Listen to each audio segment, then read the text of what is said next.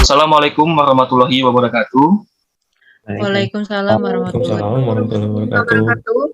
Kembali lagi dengan saya Muhammad Raka Pratama di acara debat mengenai penyelesaian masalah hukum di luar pengadilan. Baiklah, di sini ada dua kelompok, yaitu kelompok 1 Farah Zafira dan Adila Rizky Maharani, dan kelompok 2 ada Muhammad Rizky dan Rian Devandra. Baiklah, saya akan mulai acara hari ini. Pertanyaan pertama, mohon didengarkan. Setuju atau tidak setujunya kalian tentang penyelesaian masalah hukum di luar pengadilan? Silakan. Baik, terima kasih Raka. Saya ingin menyampaikan argumen saya. Saya setuju dalam penyelesaian masalah hukum di luar pengadilan. Atas hal itu, karena dengan melalui proses ini bisa memudahkan kita dalam menyelesaikan suatu masalah, di mana dapat dilakukannya musyawarah pada kedua pihak yang bermasalah. Dengan hal ini juga kita dapat bernegosiasi dalam mengambil keputusan bersama. Adapun hal ini merujuk pada penjelasan pasal 1 angka 10 UU nomor 20 tahun 1999. Baiklah, ada yang ingin menyanggah atau menanggapi? Izin moderator, saya ingin menanggapi pendapat dari Farah. Ya, dipersilakan. Oke, terima kasih. Terima kasih Farah, pendapatnya sangat baik. Namun saya juga akan memberikan tanggapan terkait penyelesaian masalah di luar pengadilan.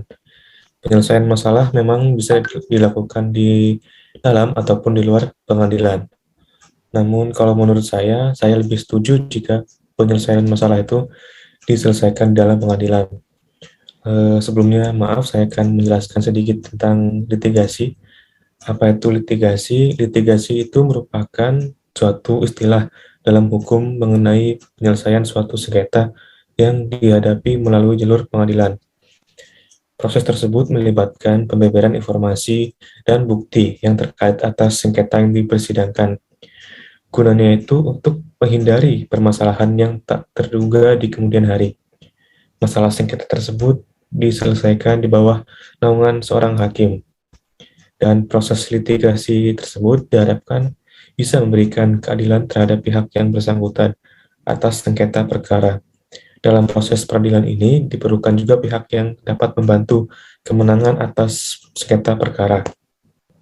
Kita akan dibantu oleh sebuah firma hukum yang sangat berkompeten dan juga ahli, yaitu berisi advokat yang sangat ahli di bidangnya, yang bisa memberikan kita bantuan hukum terhadap berbagai masalah litigasi yang Anda hadapi. Sekian, terima kasih. Baiklah, ada yang ingin menyanggah atau bertanya? Saya izin menyanggah pernyataan dari Rian.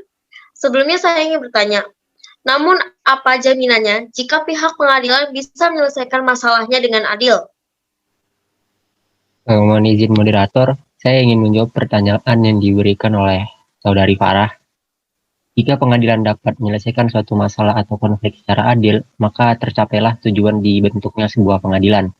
Pada proses yudisial, dalam penerapan undang-undang pada kasus konflik yang diadili dan dibahas, seorang hakim harus bisa menjembatani legal justice dengan moral justice guna untuk memperoleh keadilan.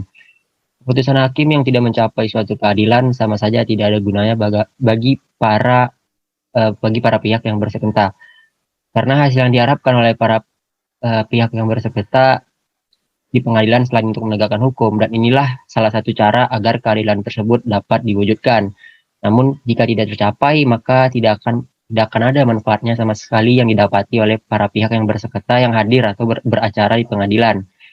Melalui pengadilan inilah nampak ada benang merah dalam penegakan hukum oleh hakim, karena di dalam pengadilan hakim berpedoman pada undang-undang. Oleh karena itu, keputusan hakim tidak dijatuhkan pada ruang hampa, melainkan untuk mewujudkan keadilan.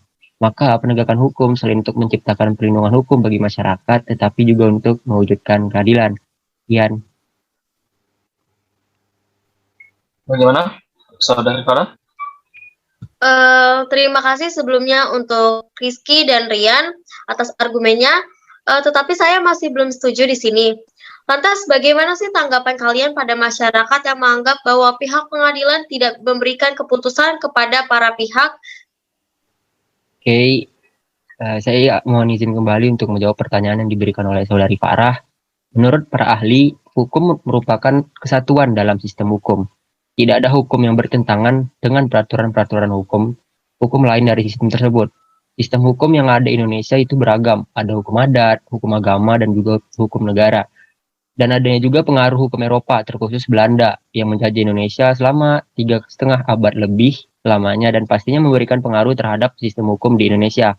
Tanggapan mayoritas masyarakat terhadap hukum di Indonesia itu kurang baik. Mereka menanggapi sistem dari hukum tersebut sudah baik, namun tinggal pelaksanaannya saja yang masih tidak sesuai dengan apa yang mereka harapkan. Peraturan atau hukum itu sebenarnya ada dan dipercaya, namun tidak diterapkan dan juga tidak ditegakkan. Lalu, buat apa sih hukum dan peraturan itu ada? Mayoritas masyarakat kehilangan kepercayaan terhadap hukum, padahal semua tergantung pada masyarakatnya, apakah mereka mau diatur atau tidak.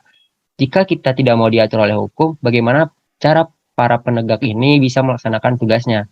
Peraturan atau hukum ini jika berhasil, kita juga akan merasakan manfaatnya. Jika masyarakat sudah beranggapan baik dengan hukum, maka juga harus diikuti dengan moralitas para penegak hukum. Karena salah satu penyebab tidak pedulinya masyarakat terhadap hukum ini adalah karena mereka mendapati pengalaman yang buruk dengan penegak hukum. Penegak hukum pun masih terlihat pandang bulu. Karena sifat inilah masyarakat juga kurang percaya terhadap penegak hukum yang beranggapan jika mereka memiliki uang maka semuanya akan baik-baik saja. Untuk membenahi hukum di Indonesia dibutuhkannya perubahan, yaitu penegak hukum yang lebih tegas lagi dalam menjalankan tugasnya dan juga masyarakat yang mengubah pandangan mereka terhadap hukum. Sekian. Bagaimana kelompok 1? Ada yang ingin menanggapi? Mohon izin Saudara Raka, saya ingin Ya. menyanggah pernyataan dari Saudara Rizky. Menurut saya, hanya dengan menyelesaikan masalah hukum di pengadilan tidak cukup karena nantinya jika salah satu pihak merasa dirugikan, bisa adanya dendam pribadi dari pihak tersebut dan membuat masalah berkepanjangan. Akan tetapi, jika penyelesaian masalah di luar pengadilan akan lebih memudahkan menyelesaikan masalah. Adapun hal ini disebut non-litigasi atau dinamakan dengan Alternative Dispute Resolution atau ADR.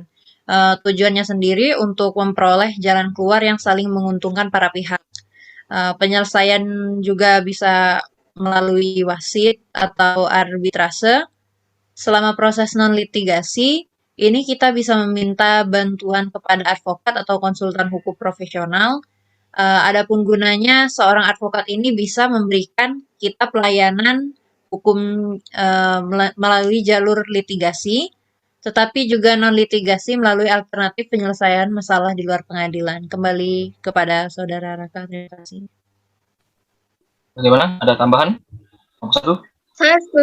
Saya setuju dengan yang dikatakan Adila. Itu benar. Selain itu, kita juga bisa menggunakan layanan konsultasi hukum Justika untuk membantu penyelesaian sengketa agar lebih lancar dan mendapatkan win-win solution. Baiklah, adakah yang masih ingin menanggapi? Sepertinya tidak ada ya. Diskusi atau debat saya cukupkan sampai di sini. Saya akan memberi kesimpulan terhadap apa yang kalian paparkan, bahwa dapat disimpulkan manfaat dan penyelesaian masalah hukum di luar pengadilan menurut Undang-Undang Nomor 2 Tahun 2004 adalah bahwa penyelesaian di luar pengadilan menggunakan waktu relatif lebih cepat, biaya lebih ringan, dan keputusan yang diambil mendekati rasa keadilan untuk kedua belah pihak, sekaligus tidak membuat masalah menjadi panjang karena penyelesaian secara kekeluargaan. Oke. Baiklah, terima kasih untuk kelompok 1 dan kelompok 2 atas partisipasinya mengikuti diskusi atau debat pada hari ini. Saya mohon maaf apabila ada kesalahan kata. Saya akhiri. Wassalamualaikum warahmatullahi wabarakatuh. Waalaikumsalam. Waalaikumsalam warahmatullahi wabarakatuh.